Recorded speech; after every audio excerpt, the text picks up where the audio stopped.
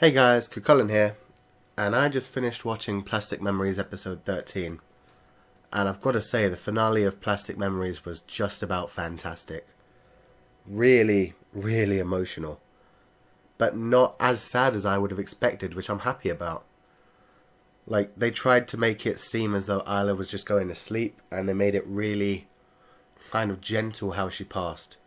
Like, I think we all knew it was going to end with Tsukasa putting the ring on her finger and doing it himself and them having it as a little intimate goodbye moment. And it was still really cute. And it definitely wasn't as sad as I was expecting. Like, I was expecting Angel Beats or Anohana level tears flowing. And there wasn't that because they made it such a happy ending. Really. Like, you had to feel bad when Tsukasa started to cry. Like, even before they got in the Ferris wheel, the worst bit for me of the episode was when he noticed the sun had started to set. Like, that was when it really hit him that this was all coming to an end. And he was still doing his best to keep a smile on his face, but it was so hard for him. That was an incredible moment from this episode. Really nice how they took the time to animate that level of emotion on his face. That clearly readable. It was awesome. So, I mean, the rest of this episode, I'm going to start with other than the conclusion, because obviously the conclusion was the main part. The rest of this episode was pretty damn good too. Like, I keep talking about how it's so cute how the rest of the office looks after them. And then right at the beginning of this episode, they come in super early. Kazuki comes in early, and then you find out that everybody else from the office has come in early to check on them too. And they've just hidden and not let them know that they were there watching them and listening just to make sure they were okay. That is just so damn sweet and cute. I love it.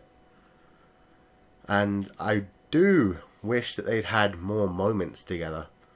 Like, I wish she had said goodbye to each one of them properly. Like at the ending when they're reading the letter and it's apparently the same thing on every letter. You would have thought they would have done it a bit like Anohana, where everybody got their own kind of letter telling them what's special about them. So a little bit sad that that didn't happen, especially since Tsukasa, at least, if no one else deserved his own one. But I guess he was there for the final goodbye, so it didn't matter too much. It was still a very good emotional ending, like I said. I mean, they started everything off. Just Isla and Tsukasa having a little romantic moment talking about Isla's old best friend, Chelsea. And then you find out that Isla had to collect her herself and say goodbye to her. So you do kind of realise that Isla had an extremely painful life. And so the emotions start coming on right from the beginning. It's really good the way they've done this whole episode. Like, the last episode was just happy the whole way through with a little bit of foreshadowing. And then this episode was full on foreshadowing straight from the get-go, but also keeping you happy and giving you those little emotional moments throughout. It was awesome.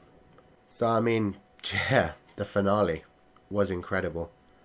They rode the Ferris wheel. I was just so happy when Isla, went out to talk to the guy, and you just see the guy give Tsukasa a nice little smile. That's such a human generosity kind of thing. Like, being a shitty, underpaid kind of person. Normally, you probably wouldn't even bother. You'd just be like, nah, sorry, I don't get paid for this. I'm on my way home now. So it's nice to see that there was a person who gave a damn enough to stay late and make sure their final goodbye was good. Would have really sucked if he'd been like, no, and they'd had to walk home and just do it at their house. And it was nice how Isla said the place she most wanted to do it was the Ferris wheel. Sounding kinky there. They did the goodbye there, nothing else. They only did that in the bath, I'm assuming. Oh, God. Nah, this was pretty much the perfect way they could say goodbye. It was super happy and sad at the same time. And then right after they had the little flash forward, again, we all knew exactly how this was going to end, and it still hits you quite hard. It still makes you feel things even though you're so damn prepared for it, and I love that. So, the final ending, Tsukasa had been out for training for 9 months, came back to the office. Everything was pretty much the same as it was, except I think Michiru had cut her hair, that's about it. And then he gets introduced to his new partner, and you never actually see her face. And that's a genius move from these guys. Like, that's their way of basically saying you can make up your own ending. Like, if you're one of those people who wants to think, oh, I hope he gets to work with Isla again because that would be so cute and they could start dating for another 10 years. Good for you.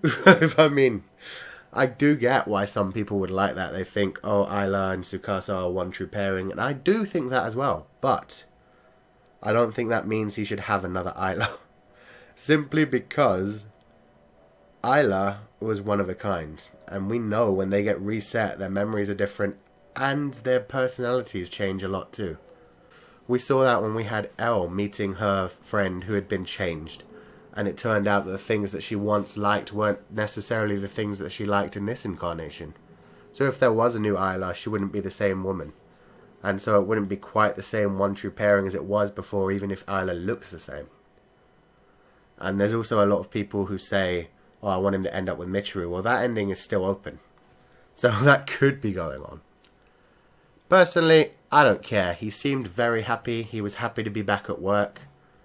And I do hope the new partner he has isn't in Isla's body, but at the same time it doesn't matter if it is.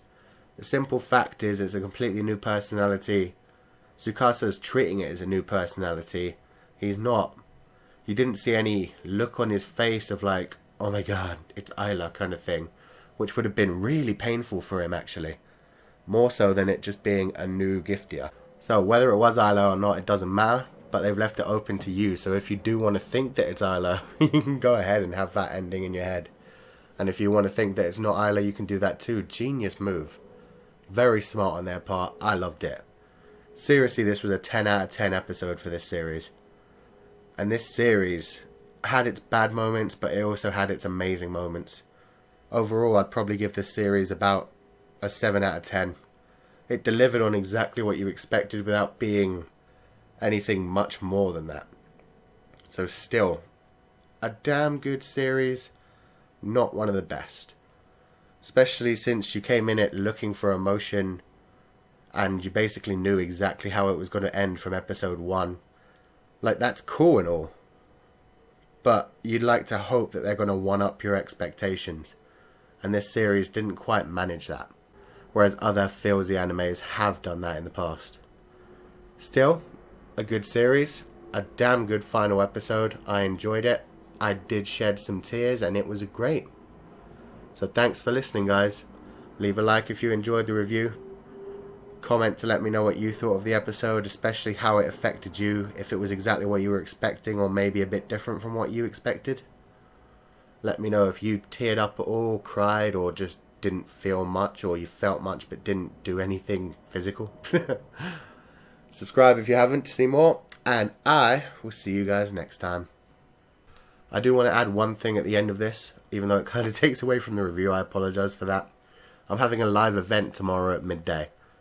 So it's going to be about the Orege Iru finale, but if you want to drop in for any other reason, just to ask me any questions or anything like that, that'd be cool too. It's going to be at midday GMT, +1, I guess, because it's actually British summertime. But it will be midday if you live in the UK or Ireland or wherever in this general area. If you live in America, it's going to be ridiculously early, so I'm sorry for that. But I do have a lot of Australian fans and British fans who wanted to see things. So, if you can make it to that, that would be awesome. If you can't, there's always other chances. And this one, as I said, is mainly about the Orege Iru finale anyway. But I hope you guys can join me there if you have the time. Thanks for listening, and I'll see you next time.